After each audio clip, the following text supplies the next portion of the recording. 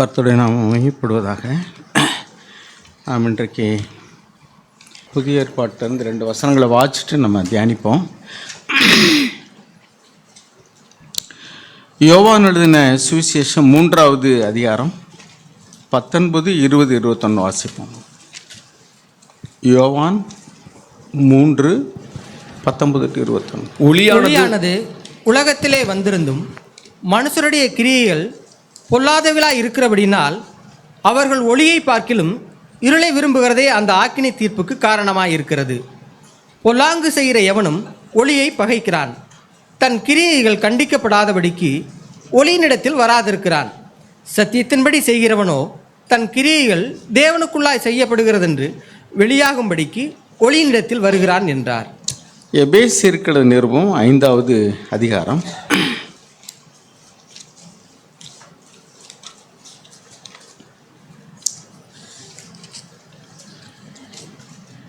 8 வாசிப்போம். முற்காலத்தில் நீங்கள் அந்தகாரமாயிருந்தீர்கள், இப்பொழுதோ கர்த்தருக்குள் வெளிச்சமாயிருக்கிறீர்கள். வெளிச்சத்தின் பிள்ளைகளாய் நடந்து கொள்ளுங்கள். ஆவியின் கனி சகல நற்குணத்திலும் நீதியிலும் உண்மையிலும் விளங்கும். கர்த்தருக்கு பிரியமானது இன்னதென்று நீங்கள் சோதித்து பாருங்கள். கனியற்ற அந்தகார கிரியைகளுக்கு உடன்படாமல் அவைகளை கனிந்து கொள்ளுங்கள். அவர்களால் ஒளிப்பிடத்தில் செய்யப்படும் கிரியைகளை சொல்லுகிறதும் அவலட்சணமாயிருக்கிறதே. அவைகளெல்லாம் கடிந்து கொள்ளப்பட்டு வெளிச்சத்தினால் வெளியரங்கமாகும். வெளியரங்கமாக்குகிறதெல்லாம் வெளிச்சமாயிருக்கிறது. ஆதலால் தூங்குகிற நீ விழித்து மரித்தோரை விட்டு எழுந்திரு, அப்பொழுது கிறிஸ்து உன்னை பிரகாசிப்பார் என்று சொல்லியிருக்கிறார். ஆனபடியினாலே நீங்கள் ஞானமற்றவர்களைப் போல நடவாமல் ஞானமுள்ளவர்களைப் போல கவனமாய் நடந்து கொள்ள பார்த்து நாட்கள் பொல்லாதவைகளானதால் காலத்தை பிரயோஜனப்படுத்தி கொள்ளுங்கள். இங்கே 2 இடத்துலையும் ஒளின்னு வாசிக்கிறோம். ஆண்டவராக இயேசு கிறிஸ்து எல்லா மனிதர்களையும் பிரகாசிப்பிக்கிற மெய்யான ஒளியாக இருக்கிறார். அவர் சொல்கிறாரு, மெய்யான ஒளி உலகத்தில் வந்திருக்கு, ஆனால் அவர்களுடைய கிரியைகள் பொல்லாதா இருக்கிறபடினால, அவருடைய விருப்பமும் அவர்களுடைய நோக்கமும் பொல்லாதா இருக்கிறபடினால அவர்கள் ஒளியின் இடத்துல வர விரும்பவில்லை. ஆனபடினாலே அவர்கள் நியாய தீர்ப்படைகிறார்கள், ஆக்கினை தீர்ப்படைகிறார்கள் என்று சொல்கிறார். இங்கே என்ன வாசிக்கிறோம் அப்படின்னா, எபேசியர் நிருபத்தில் ஒரு காலத்தில் நம்ம எல்லாருமே இருளின் ஆதிக்கத்தின் கீழ் இருந்தோம். இருள் அப்படின்னா என்ன? இங்கே எழுதியிருக்கு பாருங்கள், 9வது வசனத்தில், for the fruit of the light consist in all goodness and righteousness and truth. அதாவது ஒளியின் கிரியை என்ன அப்படின்னா சகல நற்குணத்திலும் நீதியிலும் விளங்கும். அப்போ இருள்னா என்ன? இதுக்கு நேர் எதிரிடையானது பாவம், எல்லா விதமான கசப்பு, வெறுப்பு, பகை, இதெல்லாம் இருள். இப்போ தேவன் என்ன சொல்கிறார் அப்படின்னா, ஒளியானது உலகத்திலே வந்திருந்தோம் அப்படின்னா ஆண்டவராக இயேசு கிறிஸ்து இந்த உலகத்தில் வந்திருந்தும் கூட மனிதர்களுடைய கிரியைகள் பொல்லாததாக இருந்தபடினால அவர்கள் அவரிடத்தில் வரவில்லை. இப்போ நான் அதை எப்படி நம்ம யோசித்து பார்க்கணும் அப்படின்னு நான் விரும்புகிறேன். அதாவது தேவன் நமக்கு நல்ல திருச்சபையை தந்திருக்காருன்னு சொல்கிறோம். தேவன் தன்னுடைய வார்த்தையை ஒளியாக இந்த உலகத்தில் தந்திருக்கிறார். The word of God is light. ஏன்னா சங்கீதத்தில் அப்படி தான் வாசிக்கிறோம். சங்கீதம் 119, கர்த்தருடைய வார்த்தை 105வது வசனம், 119, 105 வாசிங்க. உம்முடைய வசனம் என் கால்களுக்கு தீபமும் என் பாதைக்கு வெளிச்சமுமாய் இருக்கிறது. உன்னுடைய வசனம், பழைய ஏற்பாட்டின் காலத்தில் அவருடைய வார்த்தைகள் நம்முடைய பாதைக்கு வெளிச்சமாக இருந்தது. புதிய ஏற்பாட்டில் யோவான் 8:12 வாசிக்கிறோம். வாசிங்க, யோவான் 8:12. மறுபடியும் இயேசு ஜனங்களை நோக்கி, நான் உலகத்திற்கு ஒளியாய் இருக்கிறேன், என்னை பின்பற்றுகிறவன் இருளிலே நடவாமல் ஜீவ ஒளியை அடைந்திருப்பான் என்றார்.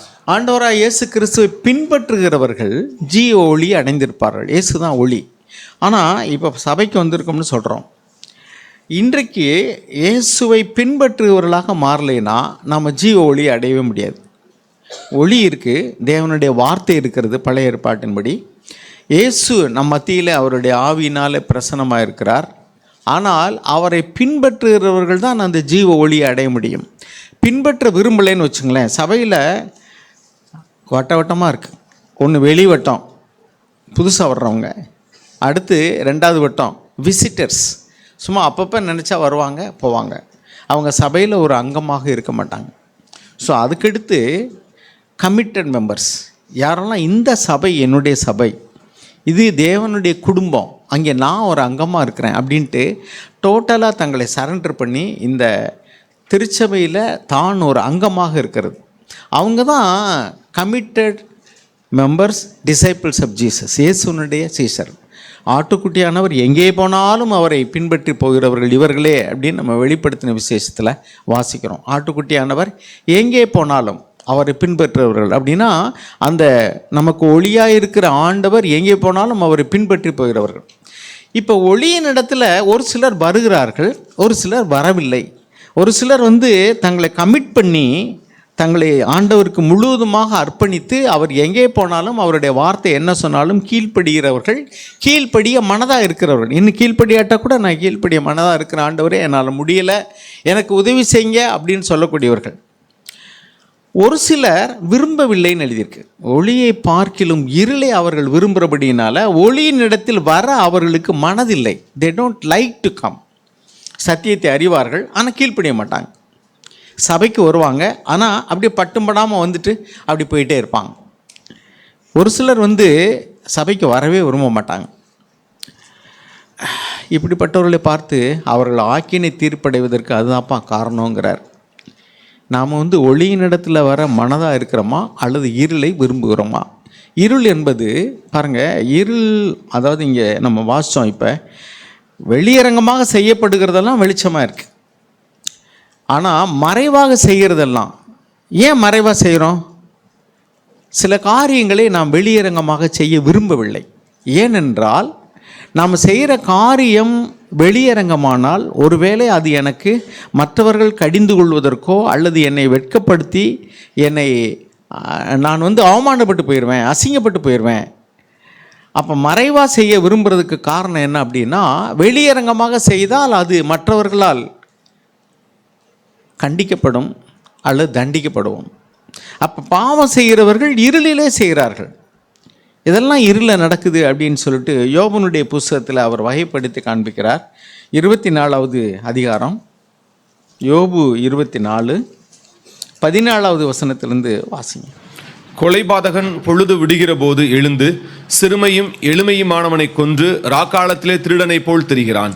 பாருங்க, கொலைகாரன் அவன் அதிகாலையில் எழுந்து அந்த கொலைபாதக செயலை செய்கிறான். அப்புறம் விபச்சாரனுடைய கண் மாலை மயங்குகிற பாருங்க, அவன் 14 கடைசியில் என்ன எழுதியிருக்கு? திருடன் என்ன செய்கிறான் அப்படின்னா, அவன் he comes in the night. ஏன் திருடன் இரவில் வர்றான்? அவன் செய்கிற செயல் மோசமானது அவனுக்கு தெரியும். அவன் வெளியரங்கமாக திருட வந்தால் மாட்டிக்கொள்வான், தண்டிக்கப்படுவான். எனவே அவனுடைய கிரியைகள் வெளியரங்கமாகாதபடிக்கு தான் திருடன் என்றும் திருட வந்ததும் என்றும் மற்றவர்களுக்கு தெரியக்கூடாது. எனவே அதவன் ரகசியமாக இருட்டிலே செய்கிறான், ஒருவருக்கும் தெரியாதபடிக்கு செய்கிறான். he wants to hide himself. சரி, அடுத்து விபச்சாரனுடைய கண் மாலை மயங்குகிற வேளைக்கு காத்திருந்து என்னை ஒரு கண்ணும் காண மாட்டாதென்று முகத்தை மூடிக்கொள்கிறான். பாருங்க, அதாவது வேசித்தன விபச்சார பாவம் செய்கிறவர்கள் வெளியில் யாரும் என்னை பார்த்து விடக்கூடாது என்பதற்காக முகத்தை மூடிக்கொள்வதும், அந்த மசண்டை நேரத்துக்கு பின்னாடி மாலை வேளத்துக்கு பின்னாடி தான் அவங்க ஒரு வீட்டுக்கு போகிறது. இங்கே எழுதியிருக்கு அப்படி பாருங்கள், the eye of the adulterer waits for the 12 மாலை மயங்குகிற நேரம் வரைக்கும் அவன் காத்திருக்கிறான். No I will see me, அப்பொழுது எந்த கண்ணும் என்னை பார்க்கக்கூடாது. அதுக்கடுத்து and he disguises his face, அவனுடைய முகத்தை ஒன்று மாறுவேடம் அல்லது முகத்தை மறைத்து கொள்வது. ஏன்னா இப்படி அப்போ கொலைகாரன், திருடன், விபச்சாரக்காரன் இவர்கள் எல்லாரும் இருட்டுக்காக காத்திருக்கிறார்கள். ஏன் அப்படின்னா 16வது வசனம் வாசிங்க. அவர்கள் இன்னொன்னு, பகலில் அடையாளம் பார்த்த வீடுகளை இருட்டிலே கன்னமிடுகிறார்கள். கொள்ளையிடுகிறார்கள்.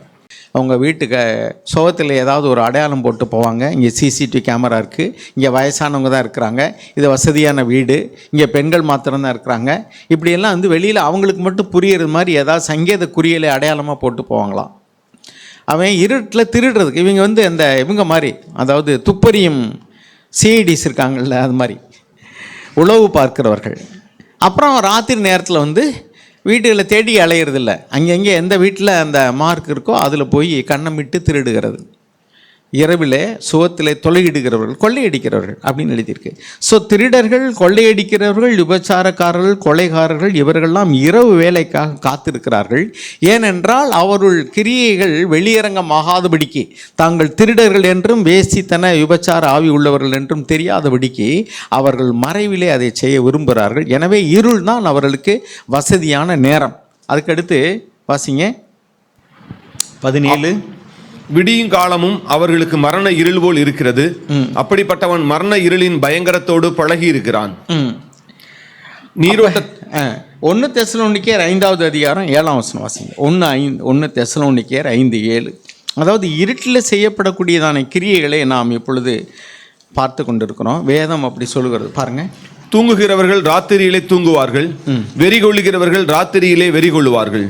வெறி கொள்ளுவதுன்னு தமிழில் எழுதியிருக்கு, இங்கிலீஷ் நான் வாசிக்கிறேன். For those who sleep do their sleeping at night and those who get drunk at night. குடிகாரர்கள் இரவிலே குடிக்கிறார்கள், தூங்குகிறவர்கள் இரவிலே தூங்குகிறார்கள். அதுக்கடுத்து என்ன எழுதியிருக்கு?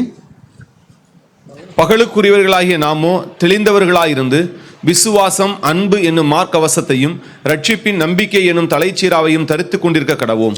பாருங்க, இப்போ ஆவிக்குரிய ரீதியில் தூங்குகிறவர்கள் அப்படின்னா அவர்கள் இன்னும் இருண்ட காலத்திலேயே அவர்கள் பயணித்து கொண்டு இருக்கிறார்கள். ஆவிக்குரிய இருண்ட காலம் என்பது சூரியன் உதிக்கிற மறைகிற அந்த காலத்தை குறிப்பதல்ல. அவர்கள் வாழ்க்கையில் இன்னும் நீதியின் சூரியன் உதிக்கவில்லை. அவர்கள் வாழ்க்கையில் அவர்கள் கண்கள் இன்னும் திறக்கப்படவில்லை. பாருங்கள், இருள் வந்து சூரியன் இல்லாதனால மட்டும் இருள் இல்லை, கண்ணு குருடாக இருந்தாலும் இருட்டாக தான் இருக்கும். லைட் இருக்குது, வெளிச்சம் இருக்குது. லைட்டு இருந்தாலும் கண்ணு தெரியாதவர்களுக்கு இருட்டாக தான் இருக்கும். ஆக சூரியன் இருந்தாலும் கூட நம்முடைய கண் திறக்கப்படாவிட்டால், கர்த்தராக இயேசு கிறிஸ்து நம்முடைய மத்தியில் இருந்தாலும் கூட நாம் அவரை பார்க்கக்கூடிய நம்முடைய அகக்கண்கள், இருதய கண்கள் திறக்கப்படாவிட்டால் பார்க்க முடியாது. ஒரே வேதத்தை எடுத்துக்கொண்டு ஒருவர் வெளிச்சம் பெறுவார், இன்னொருவருக்கு அது ஒன்றுமே புரியாது. என் வேதத்தின் மகத்துவங்களை நான் அவர்களுக்கு எழுதி கொடுத்தேன், அதை அவர்கள் அந்நிய காரியமாக எண்ணினார்கள். ஒரு சகோதரன் அதே வேதத்தை எடுத்துக்கொண்டு ஒவ்வொரு வார்த்தைக்கு வார்த்தை விளக்கம் சொல்லி பேசுவார், இன்னொரு சகோதரன் வாசிப்பார், he can get nothing. கடலிலே தான் மீன்கள் கிடைக்கிறது, ராத்திரி பூரா தேடுறாங்க, மீன் அகப்படலையே. ஆண்டவர் வந்து சொல்கிறாரு வலதுபுறம் போடுங்கப்பான்னு. ஏன்னா வலதுபுறம் போட்டிருக்க மாட்டாங்களா? கடல் என்ன தடுப்பு சுவராக கட்டியிருக்கு, போட்டுக்கு வலதுபுறத்துலேருந்து மீன் இடதுபுறம் போகாதபடிக்கு. அவருடைய வார்த்தையின்படி செய்தார்கள். They got a big catch, ஒரு பெரிய மீன் பாடு அவர்களுக்கு கிடைத்தது. அப்போ ஆண்டவருடைய வார்த்தை சொல்லுகிறபடி நடக்கும் பொழுது நாம் தேவனுடைய ஆசீர்வாதத்தை, நன்மையை பெற்றுக்கொள்கிறோம்.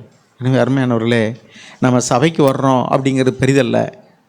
நீங்கள் சபையில் வந்தாலும் கூட இயேசு ஆண்டவரை பின்பற்றுபவர்களாக இருந்து வெளிச்சம் பெற்றிருக்கிறோமா, அல்லது சும்மா வந்துட்டு போய்கிட்டு இருக்கிறோமா? நான் ஒரு உதாரணத்தை சொல்கிறேன் பாருங்கள். நம்ம வந்து பழைய ஏற்பாட்டில்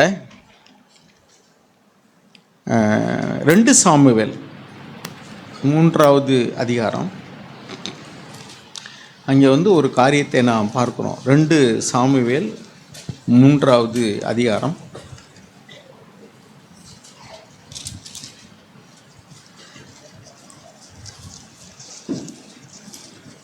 26ஆம் வசனத்திலிருந்து வாசிப்போம். யோவாப் தாவீதை விட்டு புறப்பட்ட உடனே அவன் அப்னேரை தாவீதுக்கு தெரியாமல் கூட்டிக் கொண்டு வரும்படி ஆட்களை அனுப்பினான். அவர்கள் சீரா என்னும் துறவு மட்டும் போய் அவனை அழைத்து கொண்டு வந்தார்கள். வாசி. அப்னேர் எப்ரோனுக்கு திரும்பி வருகிற போது யோவாப் அவனோட ரகசியமாய் பேசப் போகிறவன் போல அவனை ஒளிமுக வாசலின் நடுவே ஒரு பக்கமாய் அழைத்து போய் தன் தம்பி ஆசகேலுடைய இரத்தப்பழியை வாங்க அங்கே அவனை வயிற்றிலே குத்தி கொன்று போட்டான். தாவீது அதை கேட்டபோது, நேரின் குமாரனாகிய அப்னேரின் இரத்தத்திற்காக என் மேலும் என் ராஜ்யத்தின் மேலும் கர்த்தருக்கு முன்பாக என்றைக்கும் பழி இல்லை. அது யோவாபுடைய தலையின் மேலும் அவன் தகப்பன் குடும்பத்தின் மேலும் சுமந்திருப்பதாக. யோவாபின் வீட்டாரிலே பிரமியக்காரனும் குஷ்டரோகியும் கோல் ஊன்றி நடக்கிறவனும் பட்டயத்தால் விழுகிறவனும் அப்பம் குறைச்சலுள்ளவனும் ஒரு காலும் ஒழிந்து போவதில்லை என்றான். அப்னேர் கிபியோனில் நடந்த யுத்தத்திலே தங்கள் தம்பியாகிய ஆசகேலை கொன்றது நிமித்தம் யோவாபும் அவன் சகோதரனாகிய அபிசாயும் அவனை சங்காரம் பண்ணினார்கள். தாவீது யோவாபையும் அவனோடு இருந்த சகல ஜனங்களையும் பார்த்து, நீங்கள் உங்கள் வஸ்திரங்களை கிழித்து கொண்டு ரட்டுடுத்தி அப்னேருக்கு முன்னாக நடந்து துக்கம் கொண்டாடுங்கள் என்று சொல்லி தாவீது ராஜா தானும் பாடைக்கு பின் சென்றான். அவர்கள் அப்னேரை எப்ரோனிலே அடக்கம் பண்ணுகையில் ராஜா அப்னேரின் கல்லறை அண்டையிலே சத்தமிட்டு அழுதான். சகல ஜனங்களும் அழுதார்கள். 33வது வசனத்தில் நம்ம என்ன வாசிக்கிறோம்? Should Abner die as a fool dies. மதீனன் செத்து போகிறது போல செத்து போனானே. ஏன் இந்த வார்த்தையை சொல்லி அவன் அழுகிறான்? அப்னேர் வந்து சவுலினிடத்தில் இராணுவ தளபதியாக இருந்த ஒரு பெரிய தளபதி. யோவாப் வந்து தாவீதிட்ட தளபதியாக இருக்கிறான். சவுல் ராஜா வந்து அவன் 10 கோத்திரங்களை ஆண்ட சமயத்தில் தாவீது வந்து யூதா பெஞ்சமின் கோத்திரங்களுக்கு அவன் தலைவனாக இருந்தான் இல்லையா? யூதா, இன்னொன்று என்னது, அதாவது யூதாவுக்கு வந்து அவன் தலைவனாக இருக்கிறான். அப்போ சிறிய ஒரு ஆளுகைக்கு இருக்கக்கூடிய தாவீதினிடத்தில் சவுல் இறந்த பின்னாடி அப்னேர் வந்து நம்ம எல்லோரும் ஒன்றா இருப்போம் இனிமே அப்படின்னு சொல்லிட்டு அவன் பேச வருகிறான். அவன் வந்து பேசிவிட்டு அவன் போய்விட்டான். தாவீது அவனுக்கு பெரிய விருந்து பண்ணுகிறான். அதெல்லாம் அதுக்கு முன்னாடி எழுதியிருக்கு பாருங்கள். தாவீது வந்து எப்ரோன் என்ற பட்டணத்தை தலைநகராக கொண்டு ஆளுகிறான். அப்பொழுது அங்கே நம்ம வாசிக்கிறோம் பாருங்கள், 21வது வசனம். பின்பு அப்னேர் தாவீதை நோக்கி, நான் எழுந்து போய் இஸ்ரவேலரை எல்லாம் உம்மோட உடன்படிக்கை பண்ணும்படிக்கு ராஜாவாகிய என் ஆண்டவனிடத்தில் சேர்த்து கொண்டு வருகிறேன். அதனாலே உம்முடைய ஆத்மா அரசாள விரும்புகிற இடமெல்லாம் அரசாளுவீர் என்றான். பார்த்தீங்களா, ரெண்டும் ஒன்றாகி மறுபடியும் சமஸ்த இஸ்ரவேலுக்கும் தாவீதை ராஜாவாக்குறதுக்கு நான் போய் எல்லாரும் கூட்டிகிட்டு வர்றேன், நம்ம இனிமேல் ஒன்றா இருப்போம், நீங்கள் ராஜாவாக இருங்கன்னு சொல்லிட்டு வெளியே போகிறான். யோவாப்பு அப்போ தான் வெளியிலேருந்து வர்றான். வெளியே வந்தோன்னு சொல்கிறாங்க, இவங்களுக்கு ஏற்கனவே முன் விரோதம் இருக்குது. என்னென்னா அதுக்கு முன்னாடி நீங்கள் படித்து பார்த்தீங்கன்னாக்கும் அவர்கள் வந்து அந்த 2வது அதிகாரத்தில் இருக்குது. நீங்கள் படித்து பாருங்கள், இப்போ படிக்க நேரம் இல்லை. அதில் 2வது அதிகாரத்தில் இவங்க 2 பேரும் ஒரு இடத்துல யுத்தம் பண்ணுறதுக்காக கூடியிருக்கிற நேரத்தில் வந்து அவர்கள் வந்து அந்த கொஞ்சம் அவங்க வீரர்களெல்லாம் விட்டு கொஞ்சம் விளையாட விடுங்கங்கிறாங்க. அது விளையாட்டு வினையாகி கடைசியில் என்ன பண்ணான்னாக்கும் அப்னேர் வந்து சரி நம்ம போவோம்னு புறப்படும்போது இந்த யோவாபுனுடைய தம்பி ஆசேல் வந்து ரொம்ப வேகமாக ஓடக்கூடியவன். அதில் 19வது வசனத்தில் எழுதியிருக்கு பாருங்கள். அவன் வந்து இவனை பின்தொடர்ந்து போகிறான். அதாவது 2வது அதிகாரத்தில் நீங்கள் பின்னாடி படிச்சுட்டு வந்தீங்கன்னா அந்த 17, 18 அதுக்கு பின்னாடி படிச்சுட்டு வந்தீங்கன்னா அவன் வந்து 19வது வசனத்தில் ஆசேல் பர்சிடு அப்னேர் போகிறான். இவன் பின்னாடி விரட்டிக்கிட்டு போகிறான். விரட்டிகிட்டு போகும்போது நிறைய பேர் விரட்டிக்கிட்டு அவன் சொல்கிறான், ஏப்பா என்னை விரட்டிக்கிறான். அவங்களுக்குள்ள வந்து சண்டை கிடையாது. ஏன்னா அவங்க ஏற்கனவே வந்து சாமுவேல் சவுல் எல்லாம் ஒன்றா இருந்தவங்க தான். அதில் என்னையா விரட்டிக்கிட்டு வர்றப்போ உனக்கு வேணும்னா கொள்ளை பொருள் வேணும்னா அந்த ஓடியார வேற வேணா பிடிச்சிக்கோ, என்னை விடு அப்படிங்கிறான். அவன் கேட்க மாட்டேங்கிறான். நீ வலதுபுறமாக இடமா சைன் திரும்ப வான் பண்ணுறான். பாருங்கள் 22வது வசனம் வாசிங்க. பின்னும் அப்னேர் ஆசேலை நோக்கி, நீ என்னை விட்டு போ, நான் உன்னை தரையோட ஏன் வெட்ட வேண்டும்? பிற்பாடு உன் சகோதரனாகிய யோவாபின் முகத்திலே எப்படி விழிப்பேன் என்றான். ஆனாலும் அவன் விலகி போக மாட்டேன் என்றபடியினால் அப்னேர் அவனை ஈட்டியின் பின்புற அழகினால் அவன் வயிற்றிலே குத்தினான். ஈட்டி முதுகிலே புறப்பட்டது. அவன் அங்கேதானே விழுந்து செத்தான். அதுக்கு அவன் காரணம் இல்லை. ஏன்னா அவன் எவ்வளவோ வான் பண்ணுறான், எப்பா வேண்டாம் விடு, என்னை பின்தொடர்ந்து வராதரா போடான்றான். கேட்க மாட்டேங்க, வேறு வழியே இல்லை. தற்காப்புக்காக அவன் வந்து அவனை கொல்ல வேண்டியதாயிடுச்சு. ஆனால் அவன் யோவாப்பனுடைய இருதயத்தில் அது அப்படியே இருந்தது, என் தம்பியை கொன்னுட்டியில் வா ஒரு நாள் வச்சுக்கிறேன்ட்டு. இப்போ வந்து அவன் சமாதானமாக வரக்கூடிய நேரத்தில், அதாவது யோவாப்பனுடைய அவனுக்கு தெரியாது நடந்தது என்னன்ட்டு. அவன் வெளியே போயிட்டு வர்றதுக்குள்ளே இவன் போய் தாவீதுக்கிட்ட சமாதானம் பண்ணிவிட்டு நான் போய் எல்லா ஆளுகளும் கூட்டிகிட்டு வரேன், இனிமேல் நீங்கள் தான் சொல்லிட்டு வரும்போது அவங்ககிட்ட போட்டு விட்டாங்க யோவாப்பிட்ட. அது கீழே பார்த்தீங்கன்னா வந்து அவன் நோட்டம் பார்த்து வந்திருக்கிறான், அதனால் நீ இதாக இருக்காதுன்னு சொல்லி போட்டு விட்டானுங்க. அப்போ இவனுக்கு 2 இது, ஒன்று தம்பிக்கு பழி வாங்கணும், இன்னொன்று அவன் வந்தானே இவன் 2வது ஆள் ஆயிடுவான். அப்னேர் வந்து பெரிய தளபதி அவன்.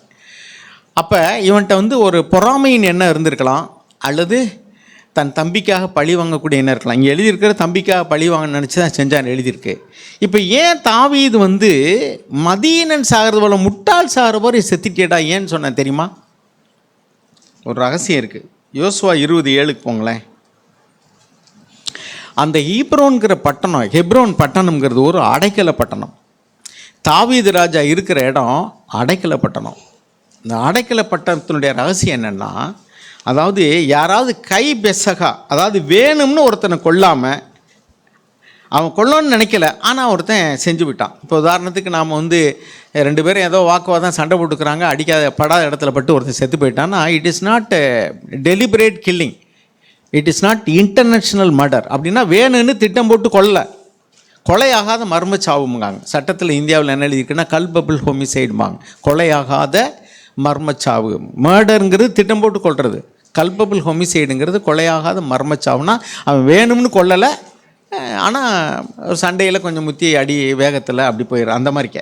ஸோ இங்கே யோசுவா 20:7 வாசிங்க. அப்படியே அவர்கள் நப்தலியின் மலை தேசமான கலிலேயா மேலே எழுதியிருக்கு. அதாவது நீங்கள் ஒன்றா 2 வாசிங்க. நீ இஸ்ரவேல் புத்திரரோட சொல்ல வேண்டியது என்னவென்றால், அறியாமல் கைப்பிசகாய் ஒருவனை கொன்றவன் ஓடி போயிருக்கும்படி நான் மோசையை கொண்டு உங்களுக்கு கற்பித்த அடைக்கல பட்டணங்களை உங்களுக்கு ஏற்படுத்தி கொள்ளுங்கள். அவைகள் உங்களுக்கு இரத்தப்பழி வாங்குறனுடைய கைக்கு தப்பி போயிருக்கத்தக்க அடைக்கலமாய் இருக்கும். அந்த பட்டணங்களில் ஒன்றிற்கு ஓடி வருகிறவன் பட்டணத்தின் ஒளிமுக வாசலில் நின்று கொண்டு அந்த பட்டணத்தினுடைய மூப்பரின் செவிகள் கேட்க தன் காரியத்தை சொல்வானாக. அப்பொழுது அவனை தங்களிடத்தில் பட்டணத்துக்குள்ளே சேர்த்து கொண்டு தங்களோட குடியிருக்க அவனுக்கு இடம் கொடுக்க கடவர்கள். பழி வாங்குகிறவன் அவனை தொடர்ந்து வந்தால் அவன் பிறனை முற்பகையின்றி அறியாமல் கொன்றதினால் அவனை இவன் கையில் ஒப்புக்கொடாதிருக்க வேண்டும். நியாயம் விசாரிக்கும் சபைக்கு முன்பாக அவன் நிற்கும் வரைக்கும், அந்நாட்களில் இருக்கிற பிரதான ஆசாரியன் மரணமடையும் வரைக்கும் அவன் அந்த பட்டணத்திலே குடியிருக்க கடவன். பின்பு கொலை செய்தவன் தான் விட்டோடி போன தன் பட்டணத்திற்கு தன் வீட்டிற்கும் திரும்பி போக வேண்டும் என்று சொல் என்றார். இதுதான், அதாவது திட்டம் போட்டு ஒருத்தனை கொல்லலை, ஆனால் ஒரு கொலை நடந்துருச்சு, அவன் பழி வாங்கக்கூடாதுங்கிறதுக்காக இவன் ஓடியாந்து இங்கே அடைக்கல பட்டணத்துக்கு உள்ளே வந்துட்டான். அவனை வந்து அவன் கையில் ஒப்படைக்கக்கூடாது. நியாயம் விசாரித்து அது வந்து அவன் குற்றமற்றவனே நிரூபிக்கப்பட்டாலோ அல்லது அந்த பட்டணத்தில் இருக்கக்கூடிய பிரதான ஆசாரியன் இறந்து போன பின்னாடி அது வந்து அதுக்கு மேலே அவனை பழி தீர்க்கக்கூடாது, அவனை வந்து அங்கே போய் குடும்பத்தோடு இருக்கலாம் அப்படின்னு சொல்லப்பட்டிருக்கு. இவன் இந்த பட்டணம் வந்து எப்ரோன் பட்டணம். எப்ரோன் பட்டணத்துக்குள்ள உள்ள வந்து தாவீதை பார்த்துட்டு தான் அவன் போகிறான். அவன் இப்போ பாருங்கள், அந்த சட்டத்திட்டத்தின்படியே 7வது வசனம் வாசிங்க. அப்படியே அவர்கள் நப்தலியின் மலை தேசமான கலிலேயாவில் உள்ள கேதேசையும் இப்ராஹிமின் மலை தேசத்திலுள்ள சீகேமையும் யூதாவின் மலை தேசத்துள்ள எபிரோன் ஆகிய கீரியாத் அர்பாவையும் ஏற்படுத்தினார்கள். அதுக்கு பின்னாடி வருது 6 பட்டணம். என்னென்னா கேதேஸ், எப்ராஹிம், ஹிப்ரோன், சீகம், எபிரோன், அப்புறம் பேசேர், ராமோர், கோலான். ஸோ இந்த பட்டணங்கள் எல்லாம் வந்து அடைக்கல பட்டணம். இப்போ அடைக்கல பட்டணத்தினுடைய வாசலில் வந்துட்டான் இல்லையா? அங்கே பாருங்கள், இப்போ மறுபடியும் அந்த இடத்துக்கு போங்க. 2 சாமுவேல் 3வது அதிகாரம். 1 இவன் வந்து பழி வாங்குவான். அவன் தம்பியை அவனே சொல்கிறான், ஏப்பா நான் அவனை கொண்டுட்டேன்னா அவங்க அண்ணன் வாசலில் நான் எப்படிப்பா முடிப்பேன் அப்படின்னு சொல்கிறான்ல. அப்போ அவன் அண்ணன் கூப்பிடும்போது அவன் பழி தீர்ப்பான்கிற எண்ணம் அவனுக்கு வரவே இல்லை. 1.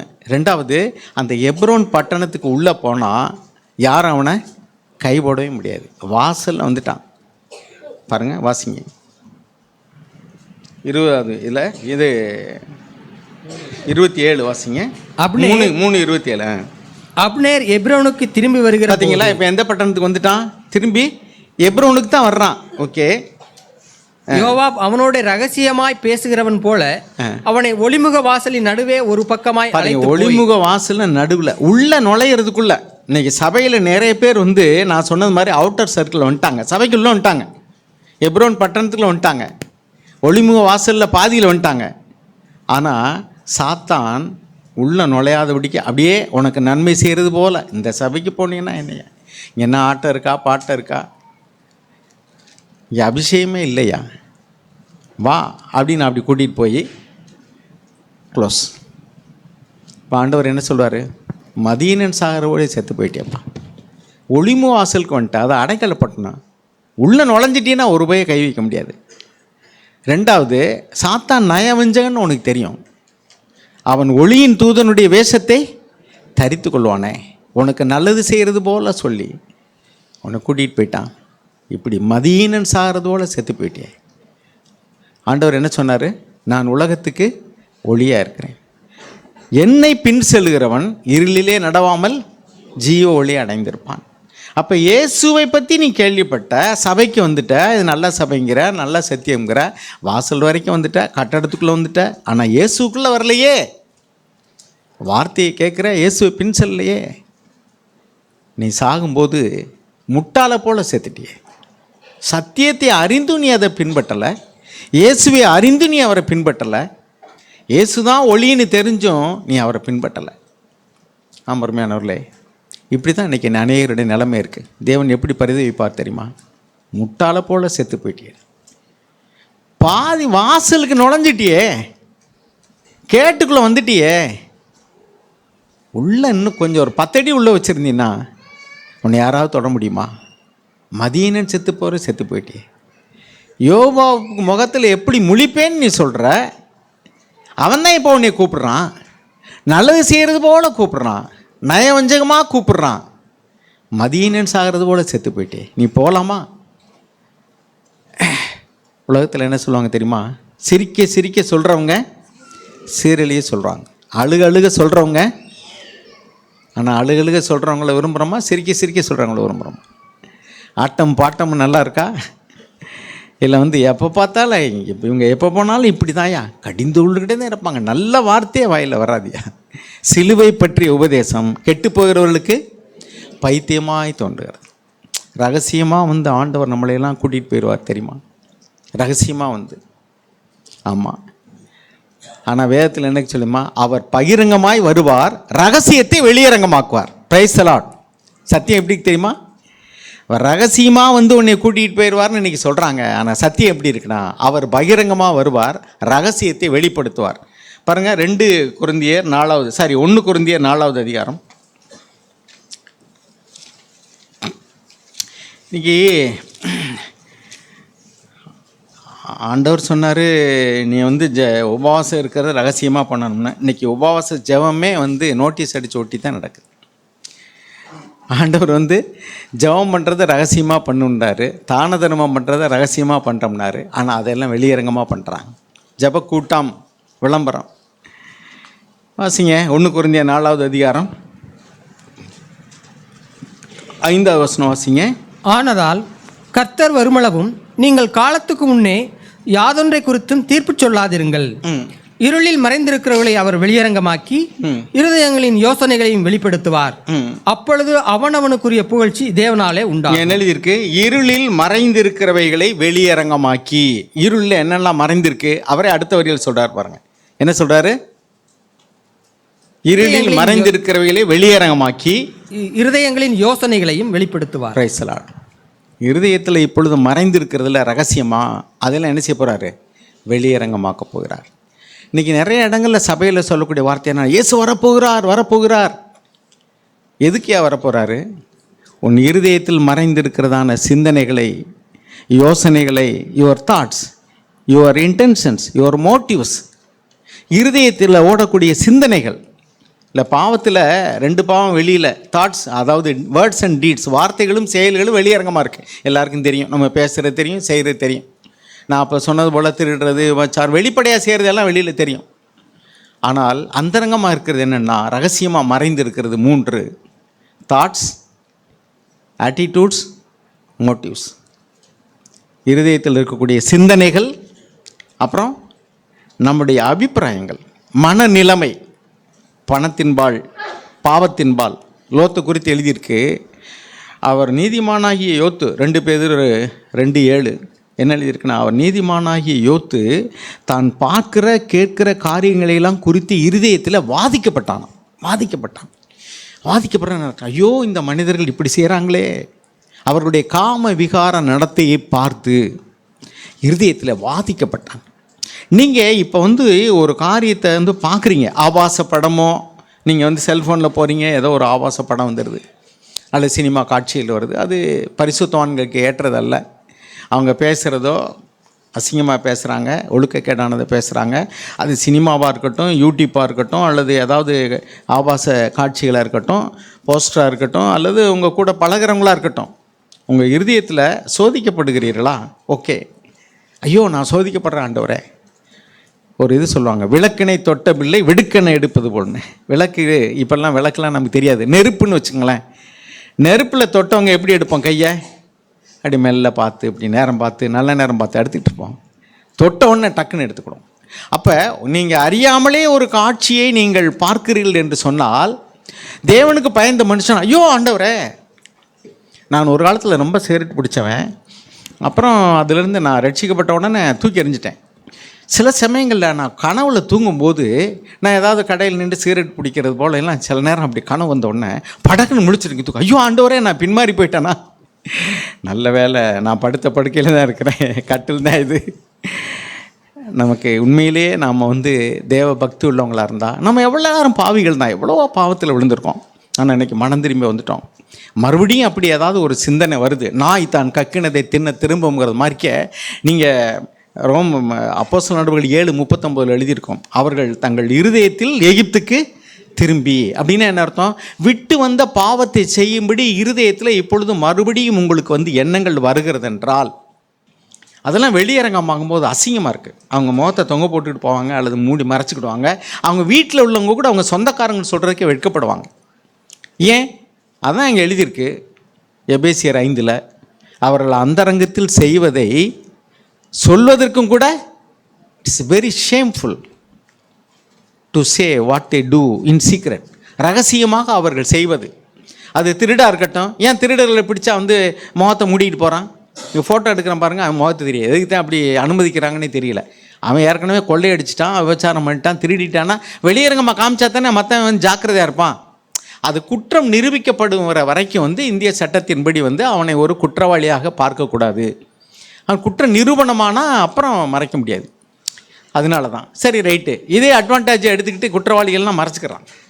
அதை நம்ம வாசித்தோம். நம்ம இப்போ தே கவர் தர் ஃபேஸ் யோபில் வாசித்தோம் இல்லையா? ஏன்? வெளியரங்கமாக தெரியக்கூடாதுங்கிறக்காக. அப்போ ஆதாம் ஏவாள் பாவம் செஞ்சுட்டாங்க, நேர்மையாக ஒத்துக்கொள்ளக்கூடிய தைரியம் இல்லை, அங்கே போய் ஒளிஞ்சுக்கிட்டாங்க. So why do you hide? எங்கெல்லாம் மறைக்கிறோமோ, பைபிள் என்ன வாசிக்கிறோம்? வெளியரங்கமாக இருக்கிறதெல்லாம் வெளிச்சமாக இருக்குது. நீ இது தப்பா ரைட்டான்னு தெரியலைன்னா நீ வெளியரங்கமாக செஞ்சிருவ. அப்போ மற்றவங்க பார்த்து உன்னை கரெக்ட் பண்ணிடுவாங்க. ஆனால் வெளியரங்கமாக செய்ய விரும்பலை, நான் மூடி மறைச்சு செய்கிறோம் அப்படின்னு சொன்னால் என்ன அர்த்தம்? தே don't like to come to the light.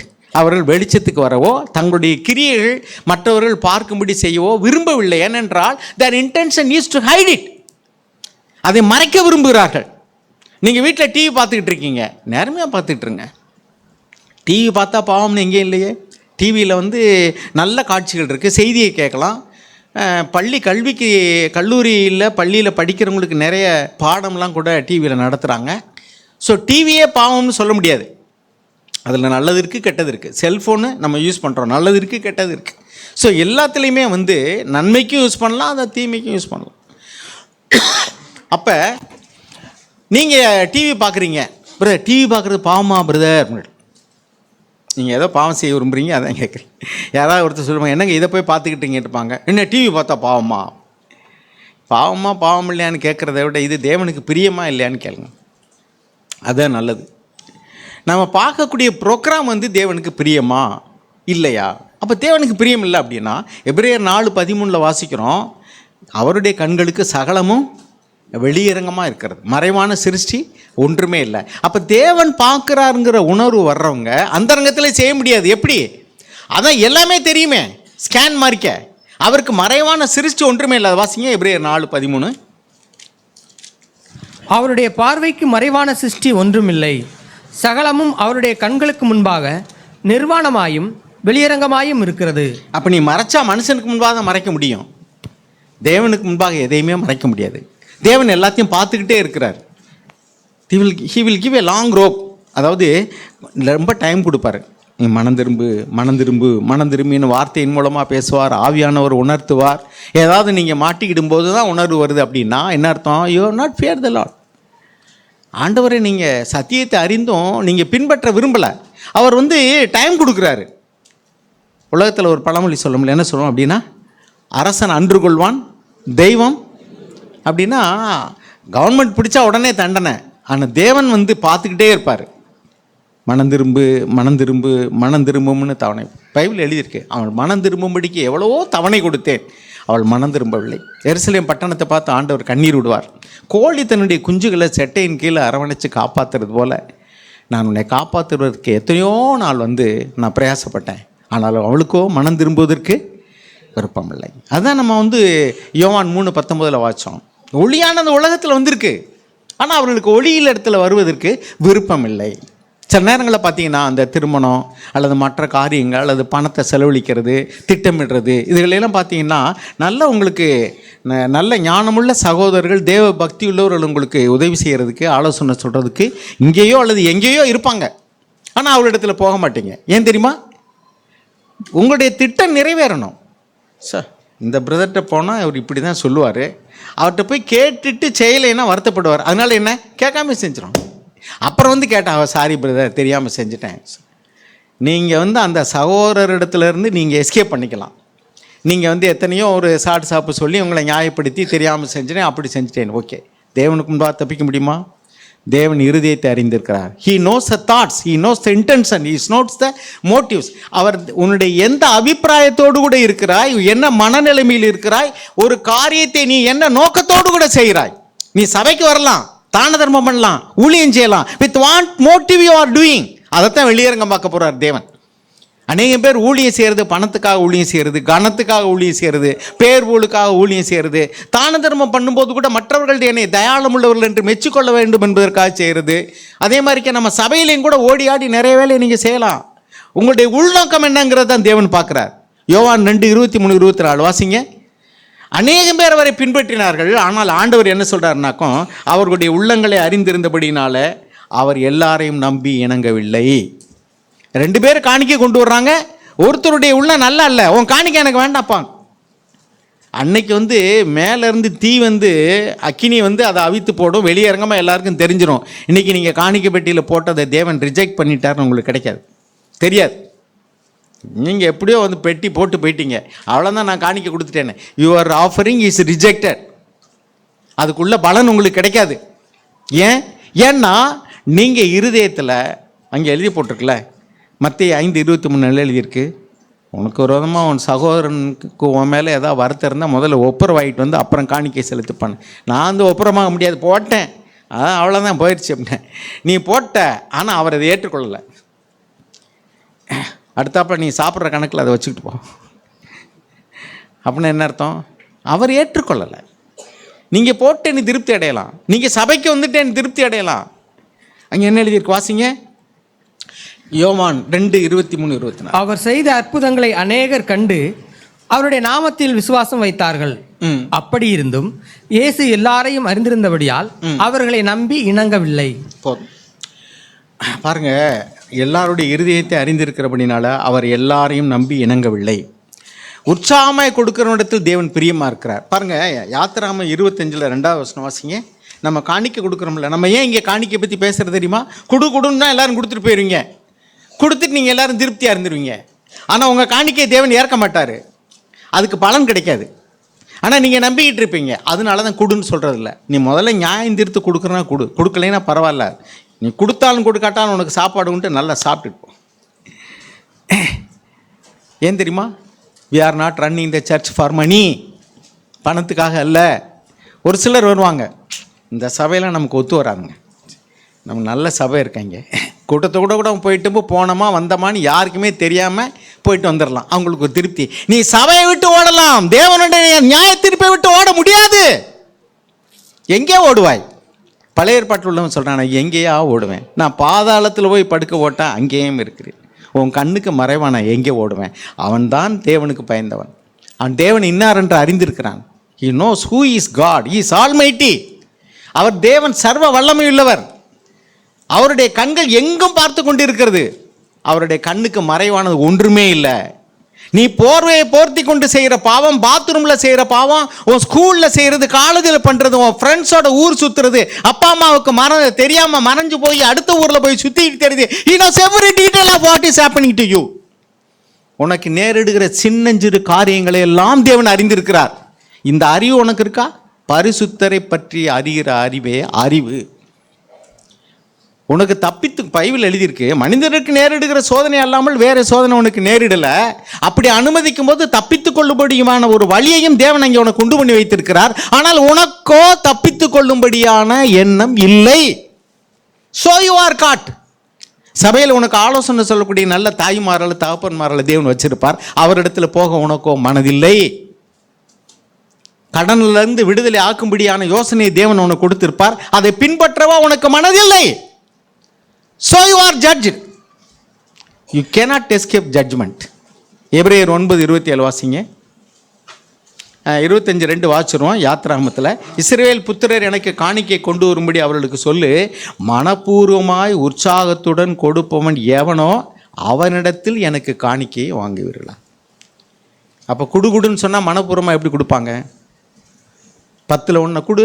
என்ன உங்கள் பேர் வரவாக காணாமே, உங்கள் தசமாவாத்தை காணாமேன்னு கேட்டால் என்ன அர்த்தம்? அவங்க உற்சாகமாக கொடுக்கறது, அது கட்டாயமாக கொடுக்கறது, அது மனுஷன் வாங்கிக்கொள்வாங்க.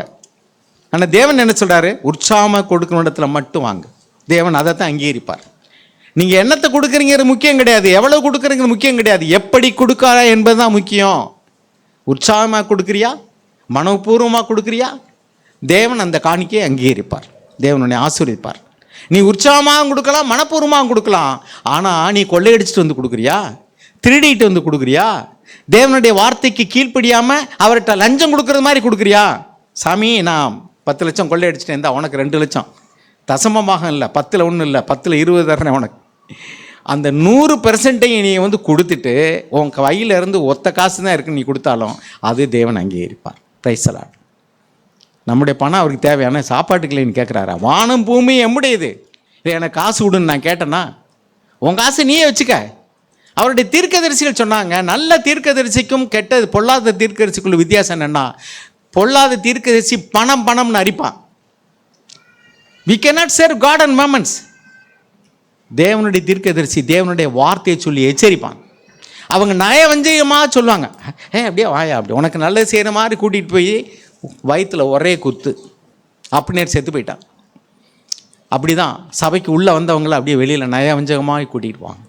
ஸோ இங்கே நமக்கு வசதிப்பா, 1000 பேரை ஒரு ஆளாக உட்காந்துக்கலாம், ஒரு பயம் நம்மளை கேட்க மாட்டேன், வந்தியா போனியான்னு. நீ இங்கே வந்தால் என்னையா கையை துக்குற காலை துக்குற, வெளியே போகிற பேசுகிற, ஏன் சபைக்கு வரல, ஏன் லேட்டாக வந்த. நம்ம ஒரு நாளைக்கு சபைக்கு வரலைன்னா துக்க வீட்டில் விசாரிக்கிற மாதிரி வரவன் போகிறவங்களாம் விசாரிக்கிறாங்க சர்ச்சில். அங்கே ஒரு பாஸ்டர் தான், இங்கே இருக்கிற பூரா பாஸ்டர் மாதிரி விசாரிக்கிறாங்களே. இது என்னையா சர்ச்சு, இது என்னையா இங்கே வந்தால் செத்த வீட்டில் இருக்கிற மாதிரி உட்காந்துட்டு போகிற மாதிரி இருக்கேன். அங்கே எவ்வளோ உற்சாகமாக ஜாலியாக இருக்குது. என்ன மியூசிக், என்ன ஆட்டம், என்ன பாட்டம், என்ன அது சோறு போட்டானே போடாட்டேன், நான் என்ன சோத்துக்கு வர்றேன், வெறும் ஏதோ வந்தோமா போனோமா. நீங்கள் என்றைக்கு வேணாலும் போகலாம், என்றைக்கு வேணாலும் போகாமல். இது ரொம்ப ஸ்ட்ரிக்டான பள்ளிக்கூடம் மாதிரில நடத்துகிறாங்க இங்கே. இது என்ன சபையா இது? ஓடு ஓடு ஓடு ஓடு, கடைசியில் எங்கே வந்து நிற்ப? எபிரேயர் 9:27 வந்து நிற்ப. வாசிங்க. அன்றியும் ஒரே தரம் மரிப்பதும் பின்பு நியாயத்தீர்ப்படைவதும் மனுஷருக்கு நியமிக்கப்பட்டிருக்கிறபடியே. ஒரு தரம் மரிப்பதும் பின்பு நியாய தீர்ப்படுவதும் எல்லா மனுஷனுக்கும் நீக்கப்பட்டிருக்கு. ஒரு தடவை சாகிறது, இல்லைன்னா வரியில் எடுத்துக்கொள்ள போனோம். 2 தான் வழி. ஒன்று அவருடைய வரியில் எடுத்துக்கொள்ள போனோம், இல்லைன்னா சாகிறது. செத்த பின்னாடி என்ன இருக்குது? எல்லா மனிதருக்கும் ஒரு முறை மரிப்பதும் பின்பு நியாய தீர்ப்பு. You cannot escape judgment. ஓடு ஓடு ஓடிக்கிட்டே இரு. சபையை விட்டு ஓடலாம், நியாய தீர்ப்பு விட்டு ஓடவே முடியாது. You cannot escape judgment. படைத்தவர் கணக்கு கொடுத்தே ஆகணும். உனக்கு கொடுத்ததான நேரம், பணம், எல்லாவற்றுக்கும் தேவன் ஒரு நாள் கணக்கு கேட்பார்.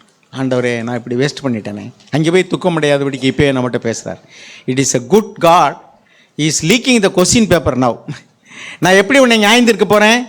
ரோமர் 8:16 நான் திரும்ப சொல்லுவேன். என் சுவிசேஷத்தின்படியே தேவன் மனுஷருடைய அந்தரங்கங்களை குறித்து நியாய தீர்ப்பு கொடுக்கும் நாளிலே இது விளங்கும். தேவன் வந்து நியாய தீர்ப்பு கொடுக்கும்போது வந்து வெளியில் என்ன செஞ்சோம்னு இல்லை, நான் கோயிலுக்கு இவ்வளோ காணிக்க கொடுத்தேன், அதை பண்ணேன், இதை பண்ணேன், ஊழியம் பண்ணேன். எல்லோரும் வந்து சொன்னாங்க, நாங்கள் வந்து பிசாசை துரத்தணும், வியாதியை சுஸ்தமாக்கணும், நாங்கள் வந்து தீர்க்க தரிசனம் உரைத்தோம், ஊழியம் செஞ்சோம். உங்களெல்லாம் எனக்கு தெரியவே தெரியாது, போங்க பண்ணிட்டார். என்ன தெரியலைங்கிறீங்க? அக்கிரம செய்யக்காரன்னு சேர்த்துன்னு சொல்கிறாரு. எங்களை தெரியலைங்கிறீங்க, அப்படி நாங்கள் அக்கிரமக்காரன் எப்படி தெரியும் உங்களுக்கு? அவர் தெரியலைன்னு சொல்கிறது என்ன அர்த்தம் தெரியுமா? அவனை ஆளே தெரியாதுல்ல, அவருடைய எல்லா நூக்கன் காரணம் அவருக்கு தெரியும். அவருக்கு தெரியாமல் நீ ஒன்றும் அசையவே முடியாது. அப்போ என்னத்தை சொல்கிறாரு? உனக்கும் எனக்கும் ரிலேஷன்ஷிப் இல்லை. நீ செய்தது எல்லாத்தையும் நீயா செஞ்ச. You did it out of your self confidence. உன்னுடைய சொந்த சுய நம்பிக்கையில், உன் அறிவில், உன் புத்தியில், உன் அனுபவத்தில் நீ செஞ்சாய். உன் இஷ்டத்துக்கு செய்தாய், என் இஷ்டத்துக்கு செய்யலை. நான் உன்னை போக சொன்னேன்னா, எரேமியா 23 எழுதியிருக்கோம். நான் சொல்லாதிருந்தும் போனார்கள், தீர்க்கதரிசனம் உரைக்கிறார்கள். நான் சொல்லலை, கர்த்தர் சொன்னார்னு சொல்கிறான். அட பாவியலா, என் பேரை எப்படி வீணில் உபயோகிக்கிறீங்களே? நான் சொல்லாதிருந்தும் சொல்கிற, படித்து பாருங்கள் எரேமியா 23. நான் சொல்லாதிருந்தும் போகாதேனாலும் அவங்க போகவே சொல்ல மாட்டாங்க. அவங்களா போவாங்க, அவங்களா எல்லாம் செய்வாங்க. கர்த்தர் சொன்னார்னு சொல்லிடுவாங்க. தங்கள் இருதயத்தில் இருக்கிறவையிலேயே சொல்லக்கூடிய கள்ள தீர்க்கதரிசிகள். மனுஷனுக்கு எது பிடிக்குமோ அதை சொல்லக்கூடியவங்க. ஆமாங்க, உங்கள் வீட்டுக்கு முன்னாடி வந்த நல்ல காலம் பிறக்குது, நல்ல காலம் பிறக்குன்னு கொடுப்போக்காரன். அப்போ தானே நான் 4 காசு கொடுப்பேன். நீங்கள் காசு கொடுக்கலைன்னாக்கும் சாபம் போட்டு போயிடும். இன்றைக்கி நிறைய குடுகுடுப்பக்காரர்கள் கிறிஸ்தவத்தில் பழகிட்டாங்க. நல்ல காலம் பிறக்கு, நல்ல காலம், நீ நல்லா இருப்பா, அப்படி இருப்ப. நல்லா தான் இருப்போம், கண்டிப்பாக சந்தோஷமாக இருப்போம், சமாதானமாக இருப்போம். நம்முடைய பிள்ளை தேவனுடைய பிள்ளைகள் நல்லா தான் இருப்போம், அதில் சந்தேகமே கிடையாது. ஆனால் நீ பணக்காரனாவா, அப்படியாவா, இப்படி வாயின்னு சொல்லக்கூடிய ஆசை வார்த்தைகள் எல்லாம் அப்படின்னா இந்த பூமியில் இயேசு கிறிஸ்துவனுடைய அப்போஸ்தலர்களும் தானே அப்படி பெரிய பெரிய வீடுகளை கட்டி. இப்போ நிறையா பேதுருக்குலாம் அந்த ஊரில் எத்தனை வீடுகள் இருக்கணும், எத்தனை நாடுகள் இருக்கணும். அவரெல்லாம் அவளை செஞ்ச ஊழியத்துக்கு, பவுல் செஞ்ச ஊழியத்துக்கு அப்போ எத்தனை அவர் ஊழியத்துக்கு போன நாடெல்லாம் அவர் கொடுக்கணும் இல்லையா? எவ்வளோ சீட்டிங் பாருங்கள், ஓப்பனாக சீட்டிங் நடக்குதுங்க. இன்றைக்கெல்லாம் என்ன சொல்கிறேன், டிஜிட்டல் ஸ்கேம் அப்படிங்கிறோம். இன்றைக்கி இங்கே ஓப்பன் ஸ்கேமே நடந்துக்கிட்டு இருக்கு. தெரியும், ஒளிமுக வாசல் வரைக்கும் வருவோம், உள்ளே போக மாட்டேன். ஏன் தெரியுமா? விலைக்கறிஞர் செலுத்தணும்ல. நம்முடைய இருதயத்தில் இன்னும் இருளை விரும்புகிறது தான் அது காரணம். இன்னும் நான் பொய் சொல்ல விரும்புகிறேன், ஏமாற்ற விரும்புகிறேன், பண ஆசையை வச்சுக்கிட விரும்புகிறேன், பாலி இச்சையை ரசிக்க விரும்புகிறேன். அப்போ நான் வெளியில் வந்தேன்னா, ஸோ இதையெல்லாம் நான் மறைத்து கொண்டு வெளி வேஷம் போடுறது.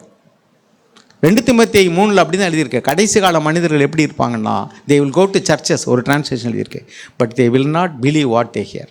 அவர்கள் கேட்கிறதை விசுவாசிக்க மாட்டார். நியாய தீர்ப்புனால நீ கணக்கு கொடுக்கணும்னா எல்லாம் விடியா வாத்தியார் சொல்ல, டே பரீட்சை வருதுடா, அட விடுங்க சார் பார்த்துக்கிடுவோம். இன்றைக்கி நிலமை அதுதான். How can they escape punishment? அருமையானவர்களே, இருளில் மறைந்திருக்கிறவர்களை தேவன் வெளியிறங்க மோக்குவார். ஒவ்வொரு செயலையும் நீங்கள் செய்யுங்க. பாருங்கள், இப்போ பிரசங்கியில் அந்த பிரசங்கி ஒரு வார்த்தையை சொல்கிறார். பிரசங்கினுடைய புஸ்தகம் 11வது அதிகாரம். நீ என்னென்ன செய்யணுமா செய், என்னென்னமா செய்யடா, நல்லா என்ஜாய் பண்ணு லைஃப். ஒன்றே ஒன்று மட்டும் ஞாபகம் வச்சுக்க தம்பி, இது எல்லாத்தையும் தேவன் எங்கே கொண்டு வந்து நிறுத்துவார்? மைண்டு. நீ என்னெல்லாம் செய்ய, எப்படி வேணாலும் செலவழி, உன் பணத்தை இஷ்டப்படி செலவழி, நீ குடி வெறி எல்லாம் வேணாலும் பண்ணு, நீ என்ன தப்பு பண்ணாலும் பண்ணிக்க எல்லாத்தையும். ஒரு நாள் நீ எல்லாத்துக்கும் கணக்கு கொடுத்தே ஆகணும். அதில் மட்டும் நீ மறந்துடாத. பாருங்கள், பிரசங்கினுடைய புஸ்தகம் 11வது அதிகாரம் 9வது வாசிங்க. வாலிபனே, உன் இளமையிலே சந்தோஷப்பட்டு. சந்தோஷமா இருப்பான் வாலிபர்களே, வாலிப சகோதரிகளே, வாலிப சகோதரர்களே. வேதம் வார்த்தை சொல்லுது, நல்லா நல்லா சந்தோஷமா இருங்க. சரி, அப்புறம் உன் வாலிப நாட்களிலே உன் இருதயம் உன்னை பூரிப்பாக்கட்டும். நல்லா பூரிப்பாக்கட்டும். தண்ணி அடித்தாதான் எங்களுக்கு பூரிப்பாங்க. அடி ஒரு நாள் வரும், அன்னைக்கு விழுகும் அடி. வாசிங்க. உன் நெஞ்சின் வழிகளிலும் உன் கண்ணின் காட்சிகளிலும் நட. ஆனாலும் இவை எல்லாவற்றின் நிமித்தம் தேவன் உன்னை நியாயத்திலே கொண்டு வந்து நிறுத்துவார் என்று அறி. இது எல்லாவற்றின் நிமித்தம் ஒரு நாள் நீ என்ன வேணாலும் பேசு, என்ன வேணாலும் செய்ய, நீ பார்க்குறபடி, நீ கேட்குறபடி, உனக்கு இஷ்டப்படி எல்லாம் செய்ய. ஆனால் ஒரு நாள் நீ கண்டிப்பாக இது எல்லாத்துக்கும் நீ நியாய தீர்ப்புலாம் நீ கணக்கு கொடுக்கணும். அதை மட்டும் நீ அறிஞ்சிக்க, அதை மைண்டில் வச்சுக்கோ. நீங்கள் இப்போ எல்லாம் ரகசியமாக ஃபோன் பார்க்குறவர்களே, ஆபாச காட்சிகள் பார்க்குறவர்களே, யூடியூப், இன்ஸ்டாகிராமு, ஃபேஸ்புக்கு என்னென்னலாம் பாரு. எல்லாவற்றையும் தேவனும் பார்த்து கொண்டே இருக்கிறார். இன்னொருத்தனும் பார்த்துக்கிட்டே இருக்கான். யார் தெரியுமா? சார், நீ ரகசியங்கிறது ஒன்றுமே கிடையாது.